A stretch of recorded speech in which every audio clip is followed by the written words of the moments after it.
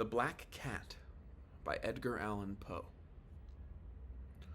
For the most wild yet homely narrative which I am about to pen, I neither expect nor solicit belief. Mad indeed would I be to expect it in a case where my very senses reject their own evidence. Yet mad am I not, and very surely do I not dream. But tomorrow I die, and today I would unburden my soul. My immediate purpose is to place before the world, plainly, succinctly, and without comment, a series of mere household events. In their consequences, these events have terrified, have tortured, have destroyed me. Yet I will not attempt to expound them. To me, they have presented little but horror. To many they will seem less terrible than Baroque's. Hereafter, perhaps, some intellect may be found which will reduce my phantasm to the commonplace.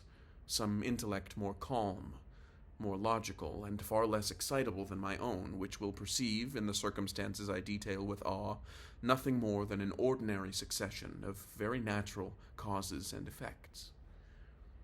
From my infancy I was noted for the docility and humanity of my disposition. My tenderness of heart was even so conspicuous as to make me the jest of my companions. I was especially fond of animals, and was indulged by my parents with a great variety of pets. With these I spent most of my time, and never was so happy as when feeding and caressing them. This peculiarity of character grew with my growth, and in my manhood I derived from it one of my principal sources of pleasure. To those who have cherished an affection for a faithful and sagacious dog, I need hardly be at the trouble of explaining the nature or the intensity of the gratification thus derivable. There is something in the unselfish and self-sacrificing love of a brute, which goes directly to the heart of him who has had frequent occasion to test the paltry friendship and gossamer fidelity of mere man. I married early, and was happy to find in my wife a disposition not uncongenial with my own. Observing my partiality for domestic pets, she lost no opportunity of procuring those of the most agreeable kind. We had birds, goldfish, a fine dog, rabbits, a small monkey, and a cat.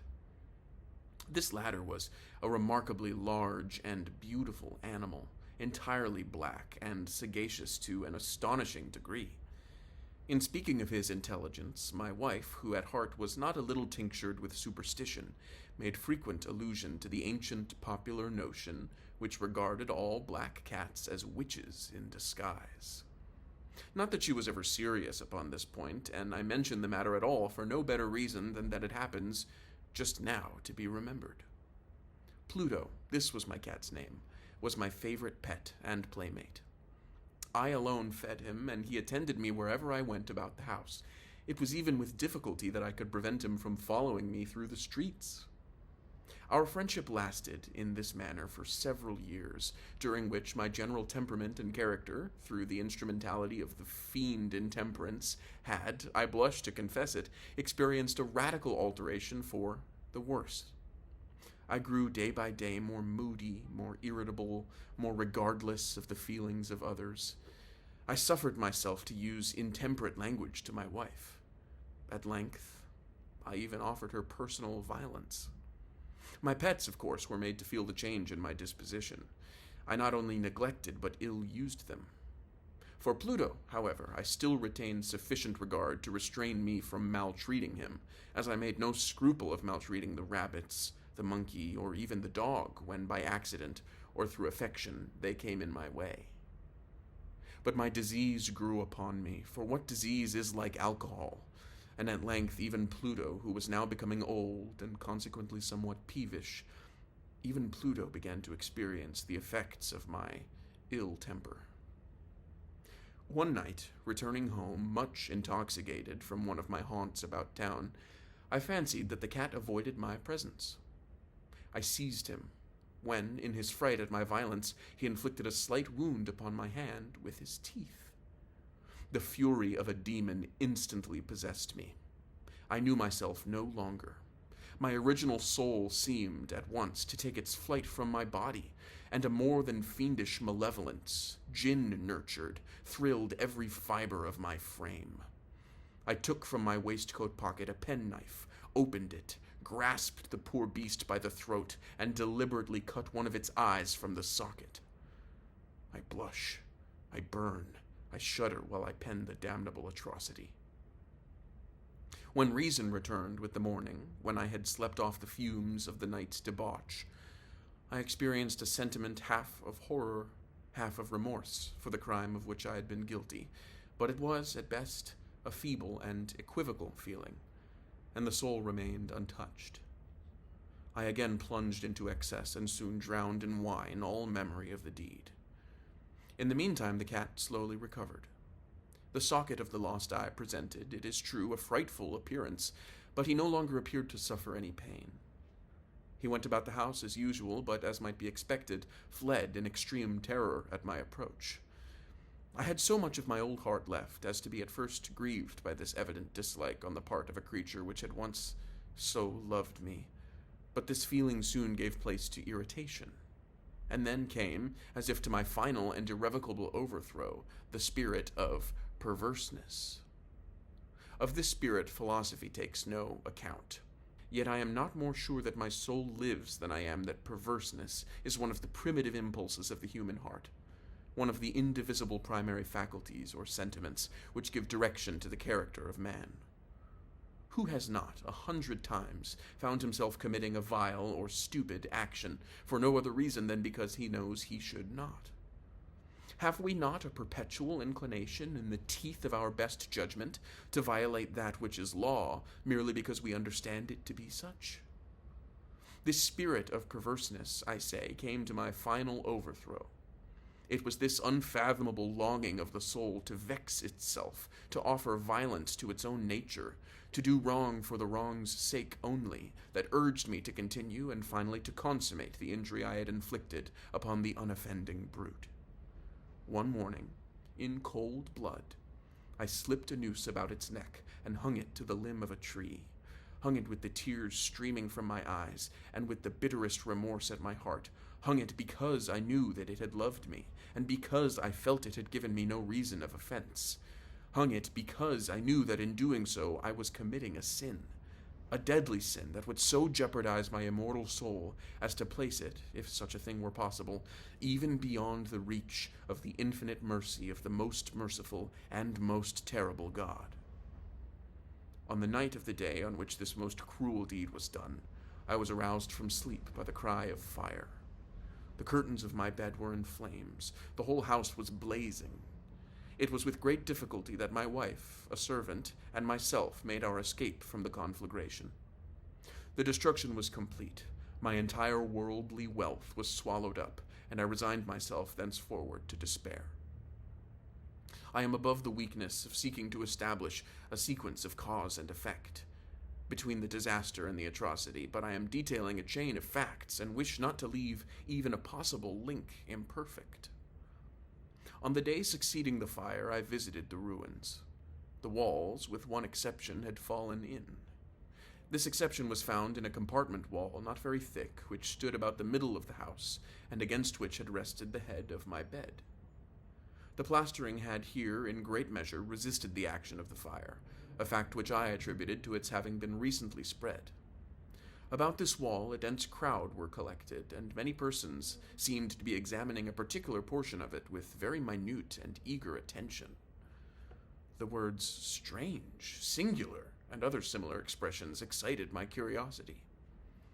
I approached and saw, as if graven in bas-relief upon the white surface, the figure of a gigantic cat. The impression was given with an accuracy truly marvelous. There was a rope about the animal's neck. When I first beheld this apparition, for I could scarcely regard it as less, my wonder and my terror were extreme. But at length reflection came to my aid. The cat, I remembered, had been hung in a garden adjacent to the house. Upon the alarm of fire, this garden had been immediately filled by the crowd, by some one of whom the animal must have been cut from the tree and thrown through an open window into my chamber. This had probably been done with the view of arousing me from sleep. The falling of other walls had compressed the victim of my cruelty into the substance of the freshly spread plaster, the lime of which, with the flames and the ammonia from the carcass, had then accomplished the portraiture, as I saw it. Although I thus readily accounted to my reason, if not altogether to my conscience, for the startling fact just detailed, it did not the less fail to make a deep impression upon my fancy. For months I could not rid myself of the phantasm of the cat, and during this period there came back into my spirit a half-sentiment that seemed, but was not, remorse.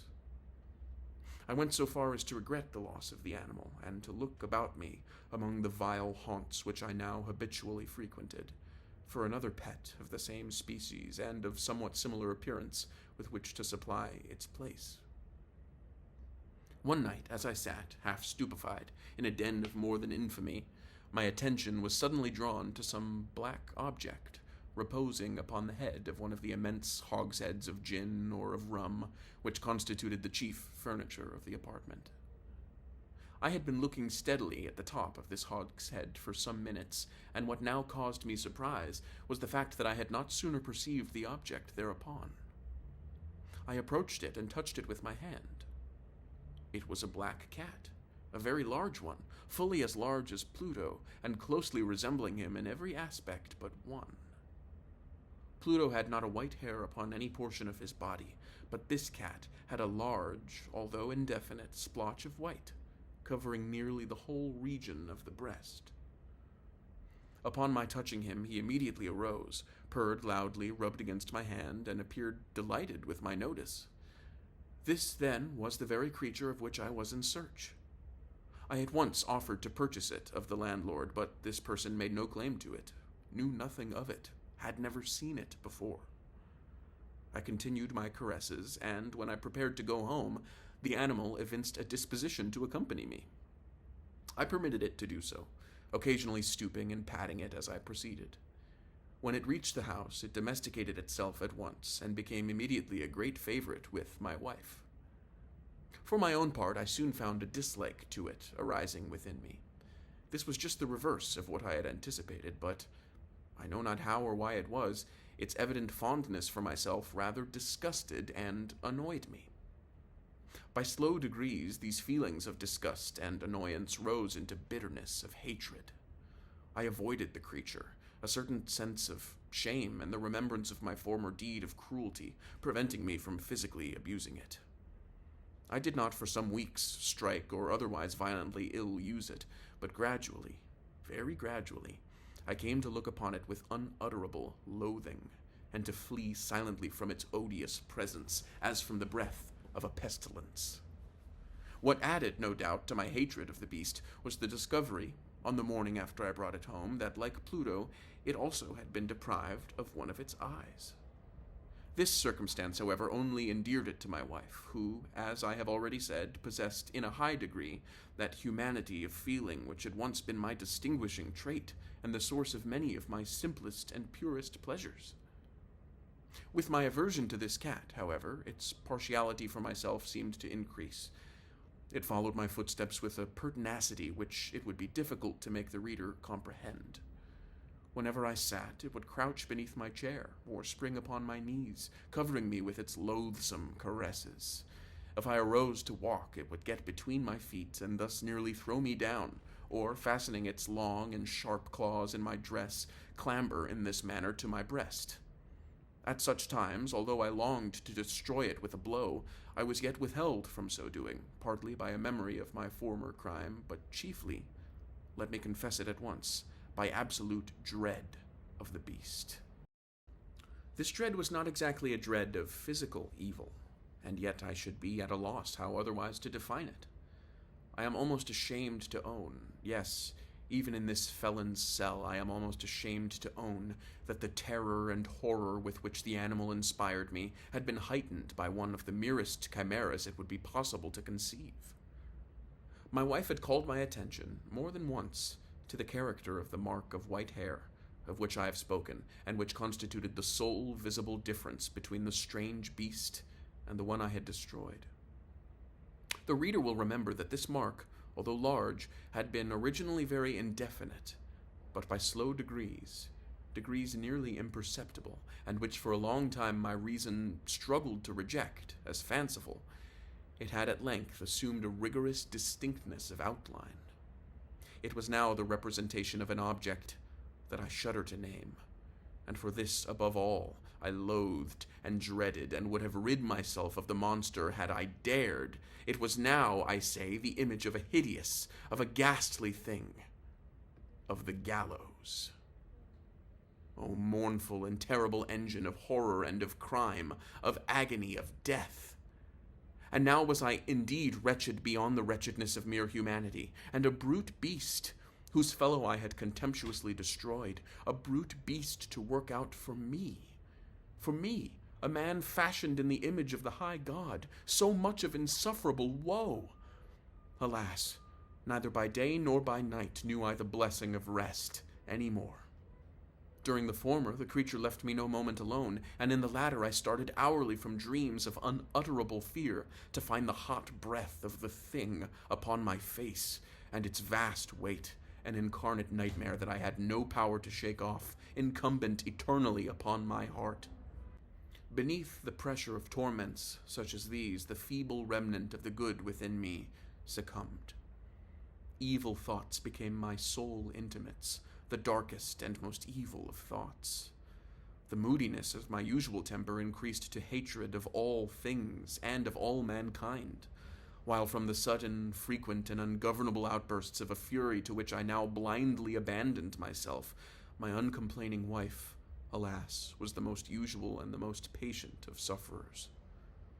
One day she accompanied me, upon some household errand, into the cellar of the old building which our poverty compelled us to inhabit. The cat followed me down into the steep stairs, and, nearly throwing me headlong, exasperated me to madness. Uplifting an axe, and forgetting in my wrath the childish dread which had hitherto stayed my hand, I aimed a blow at the animal, which, of course, would have proved instantly fatal had it descended as I wished.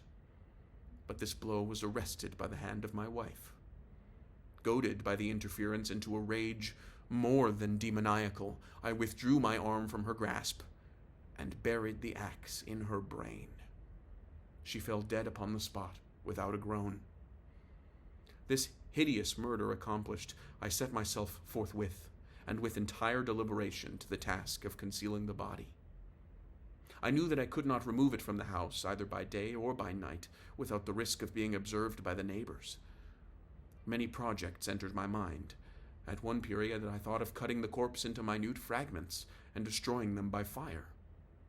At another, I resolved to dig a grave for it in the floor of the cellar.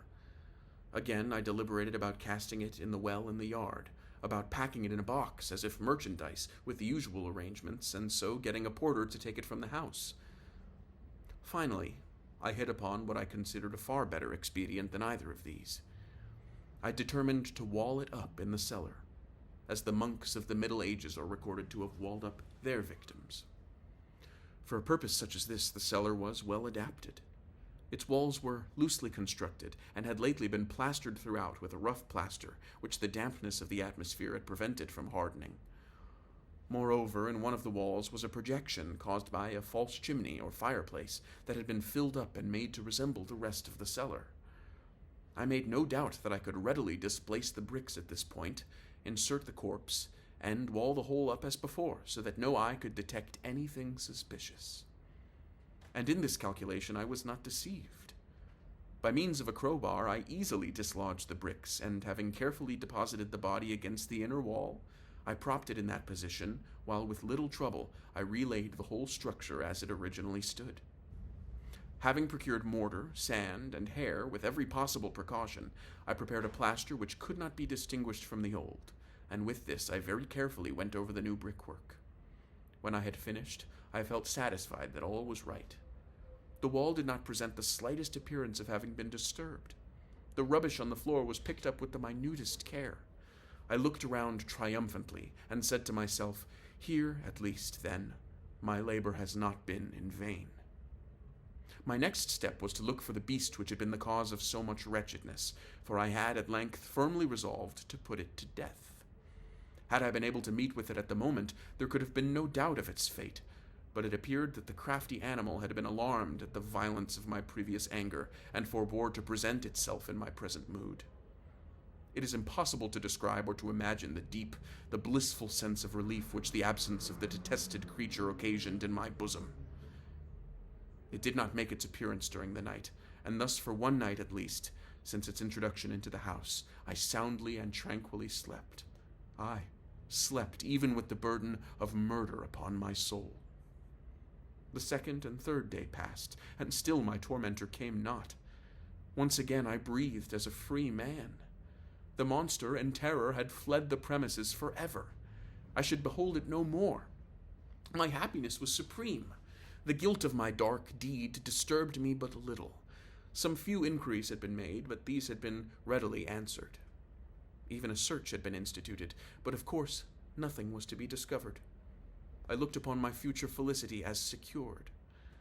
Upon the fourth day of the assassination, a party of the police came, very unexpectedly, into the house, and proceeded again to make rigorous investigation of the premises. Secure, however, in the inscrutability of my place of concealment, I felt no embarrassment whatever. The officers bade me accompany them in their search. They left no nook or corner unexplored. At length, for the third or fourth time, they descended into the cellar. I quivered not a muscle. My heart beat calmly as that of one who slumbers in innocence. I walked the cellar from end to end. I folded my arms upon my bosom and roamed easily to and fro. The police were thoroughly satisfied and prepared to depart. The glee at my heart was too strong to be restrained. I burned to say if but one word by way of triumph, and to render doubly sure their assurance of my guiltlessness. "Gentlemen," I said at last, as the party ascended the steps, "I delight to have allayed your suspicions. I wish you all health and a little more courtesy. By the by, gentlemen, this is a very well-constructed house." In the rabid desire to say something easily, I scarcely knew what I uttered at all. "I may say an excellently well-constructed house. These walls— are you going, gentlemen? These walls are solidly put together." And here, through the mere frenzy of bravado, I rapped heavily with a cane which I held in my hand upon that very portion of the brickwork behind which stood the corpse of the wife of my bosom.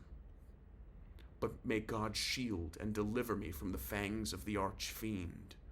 No sooner had the reverberation of my blows sunk into silence than I was answered by a voice from within the tomb, by a cry, at first muffled and broken, like the sobbing of a child, and then quickly swelling into one long, loud, and continuous scream, utterly anomalous and inhuman. A howl, a wailing shriek, half of horror and half of triumph, such as might have arisen only out of hell, conjointly from the throats of the damned in their agony and of the demons that exult in the damnation. Of my own thoughts, it is folly to speak. Swooning, I staggered to the opposite wall. For one instant the party upon the stairs remained motionless, through extremity of terror and awe. In the next, a dozen stout arms were toiling at the wall. It fell bodily. The corpse, already greatly decayed and clotted with gore, stood erect before the eyes of the spectators. Upon its head, with red extended mouth and solitary eye of fire, sat the hideous beast whose craft had seduced me into murder, and whose informing voice had consigned me to the hangman. I had walled the monster up within the tomb.